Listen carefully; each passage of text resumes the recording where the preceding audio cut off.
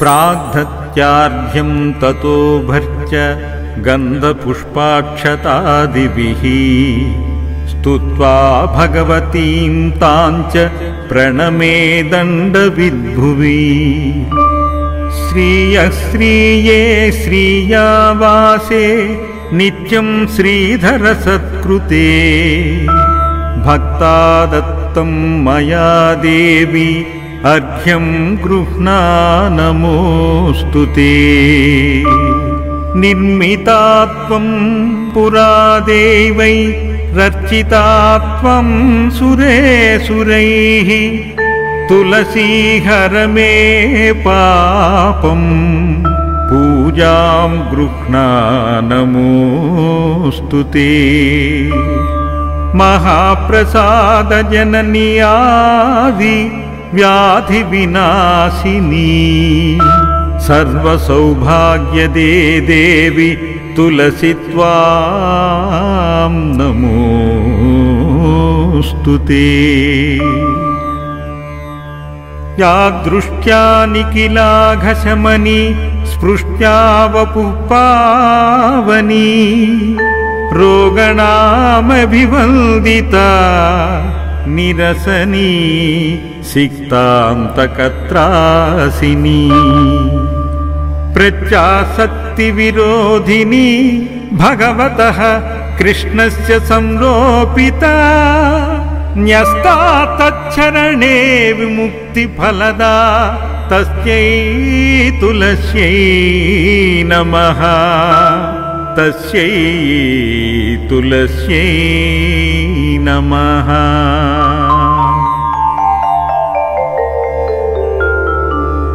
जगद्धात्री नमस्तुभ्यं विष्णोश्च प्रियवल्लभे यतो ब्रह्मादयो देवाः सृष्टिस्थित्यन्तकारिणी नमस्तुलसी कल्याणी नमो विष्णुप्रिये शुभे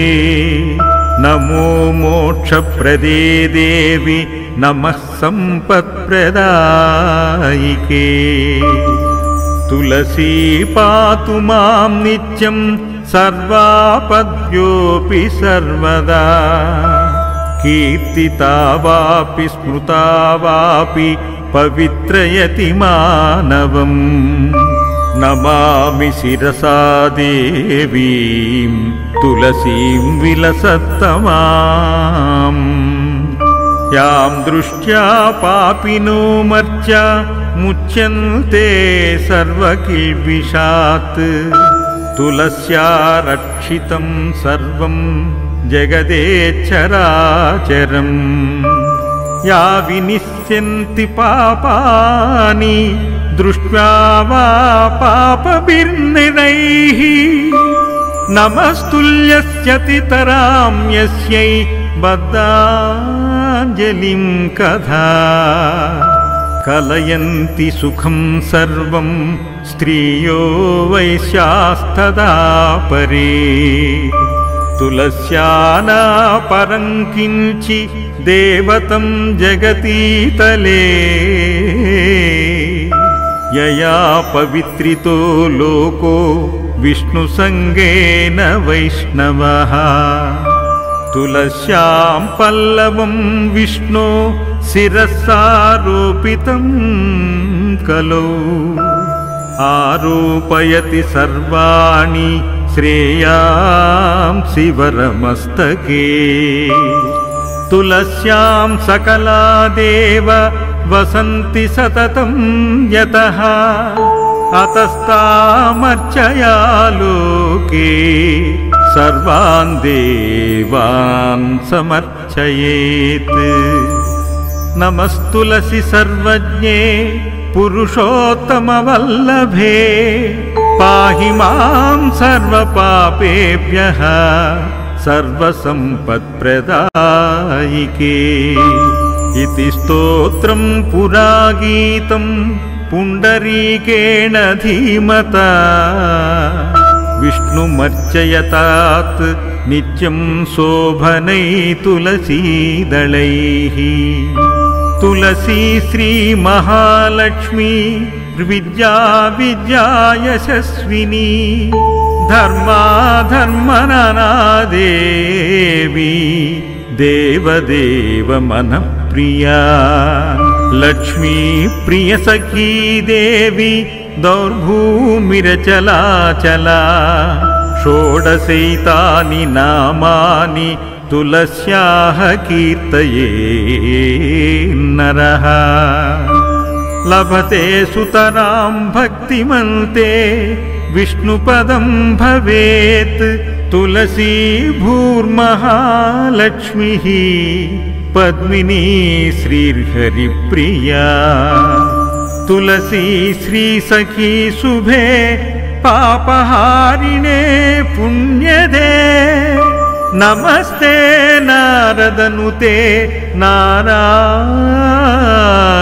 मनप्रिये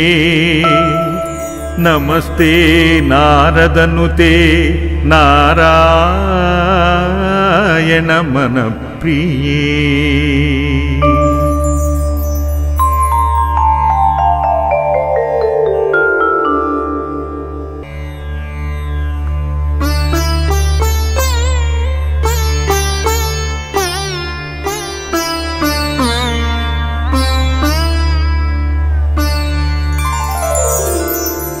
प्राग्धत्यार्घ्यं ततो भर्च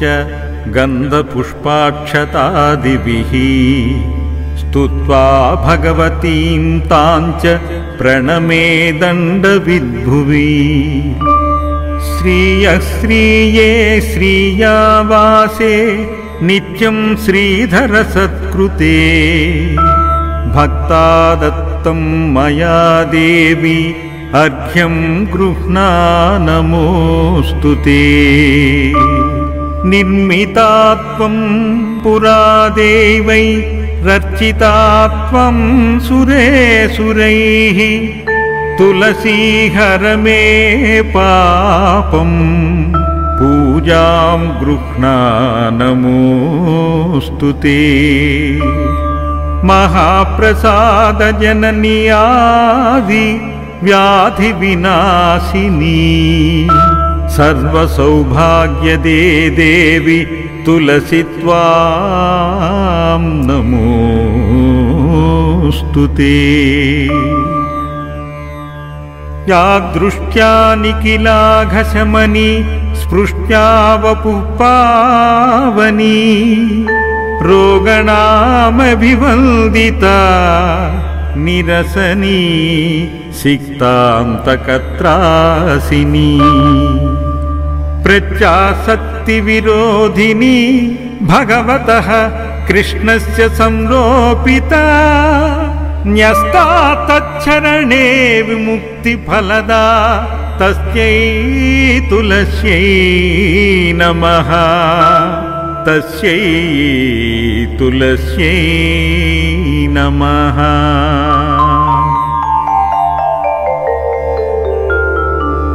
जगद्धात्री नमस्तुभ्यं विष्णोश्च प्रियवल्लभे यतो ब्रह्मादयो देवाः सृष्टिस्थित्यन्तकारिणी नमस्तुलसी कल्याणी नमो विष्णुप्रिये शुभे नमो मोक्षप्रदे देवी नमः सम्पत्प्रदायिके तुलसी पातु मां नित्यं सर्वापद्योऽपि सर्वदा कीर्तिता वापि स्मृता वापि पवित्रयति मानवम् नमामि शिरसा देवीं तुलसीं विलसत्तमाम् यां दृष्ट्या पापिनो मर्त्या मुच्यन्ते सर्वकिल्बिषात् तुलस्या रक्षितं सर्वं जगदेच्छराचरम् या विनिश्यन्ति पापानि दृष्ट्वा वा पापभिर्निरैः नमस्तुल्यस्यतितरां यस्यै बद्धाञ्जलिं कथा कलयन्ति सुखं सर्वं स्त्रियो वैश्यास्तदा परे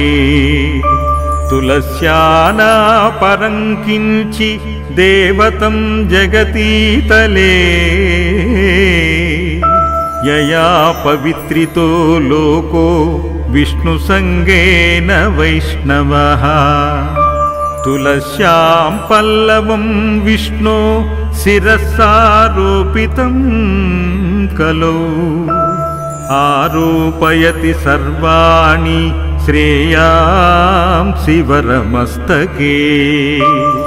तुलस्यां सकला देव वसन्ति सततं यतः अतस्तामर्चया लोके सर्वान् देवान् समर्चयेत् नमस्तुलसी सर्वज्ञे पुरुषोत्तमवल्लभे पाहि मां सर्वपापेभ्यः सर्वसम्पत्प्रदायिके इति स्तोत्रं पुरा गीतं पुण्डरीकेण धीमता विष्णुमर्चयतात् नित्यं शोभनै तुलसीदलैः तुलसी श्री महालक्ष्मी विद्या विद्या यशस्विनी धर्मा धर्मनना देवी देवदेव मनप्रिया लक्ष्मी प्रिय सखी देवी दौर्भूमिरचलाचला षोडशैतानि नामानि तुलस्याः कीर्तये नरः लभते सुतरां भक्तिमन्ते विष्णुपदं भवेत् तुलसी भूर्महालक्ष्मीः पद्मिनी श्रीहरिप्रिया तुलसी श्री सखी शुभे पापहारिणे पुण्यदे नमस्ते नारदनुते नारायण मनप्रिये नमस्ते नारदनुते नारायण मनप्रिये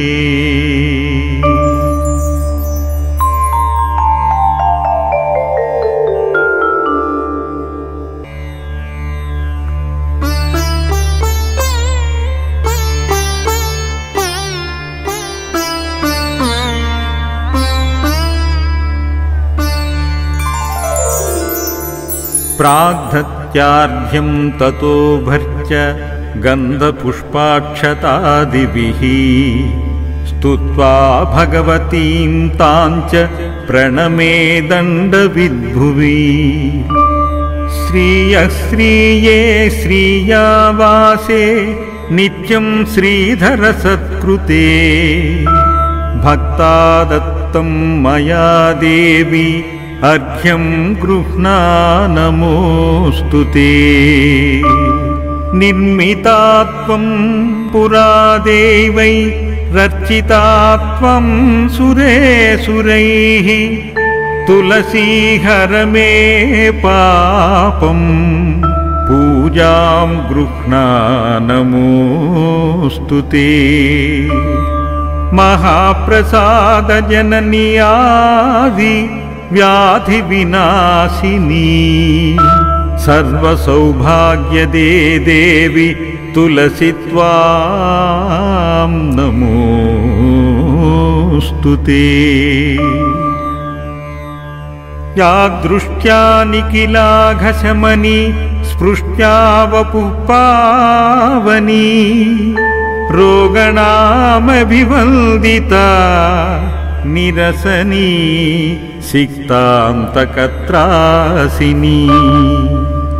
प्रत्यासक्तिविरोधिनी भगवतः कृष्णस्य संरोपिता न्यस्ता तच्छरणे विमुक्तिफलदा तस्यै तुलस्यै नमः तस्यै तुलस्यै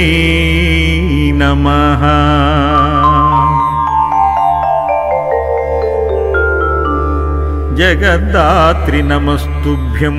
विष्णोश्च प्रियवल्लभे यतो ब्रह्मादयो देवाः सृष्टिस्थित्यन्तकारिणी नमस्तुलसी कल्याणी नमो विष्णुप्रिये शुभे नमो मोक्षप्रदे देवी नमः सम्पत्प्रदायिके तुलसी पातु मां नित्यं सर्वापद्योऽपि सर्वदा कीर्तिता वापि स्मृता वापि पवित्रयति मानवम् नमामि शिरसा देवीं तुलसीं विलसत्तमाम् यां दृष्ट्या पापिनो मर्त्या मुच्यन्ते सर्वकिल्बिषात् तुलस्या रक्षितं सर्वं जगदेच्छराचरम् या विनिश्यन्ति पापानि दृष्ट्वा वा पापभिर्निरैः नमस्तुल्यस्यतितरां यस्यै बद्धाञ्जलिं कथा कलयन्ति सुखं सर्वं स्त्रियो वैश्यास्तदा परे तुलस्याना परं किञ्चि देवतं जगतीतले यया पवित्रितो लोको विष्णुसङ्गेन वैष्णवः तुलस्यां पल्लवं विष्णो शिरसारोपितं कलौ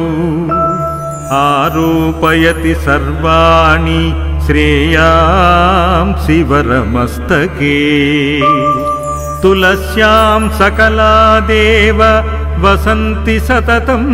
यतः अतस्तामर्चया लोके सर्वान् देवान् समर्चयेत् नमस्तुलसी सर्वज्ञे पुरुषोत्तमवल्लभे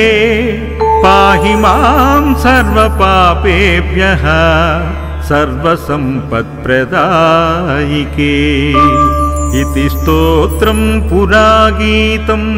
पुण्डरीकेण धीमता विष्णुमर्चयतात् नित्यं शोभनै तुलसीदलैः तुलसी श्री महालक्ष्मी विद्या यशस्विनी धर्माधर्मनना देवी देवदेव मनप्रिया लक्ष्मी प्रिय सखी देवी दौर्भूमिरचलाचला षोडशैतानि नामानि तुलस्याः कीर्तये नरः लभते सुतरां भक्तिमन्ते विष्णुपदं भवेत् तुलसी भूर्महालक्ष्मीः पद्मिनी श्रीहरिप्रिया तुलसी श्रीसखी शुभे पापहारिणे पुण्यदे नमस्ते नारदनुते नारायण मनप्रिये नमस्ते नारदनुते नारायण मनप्रिये।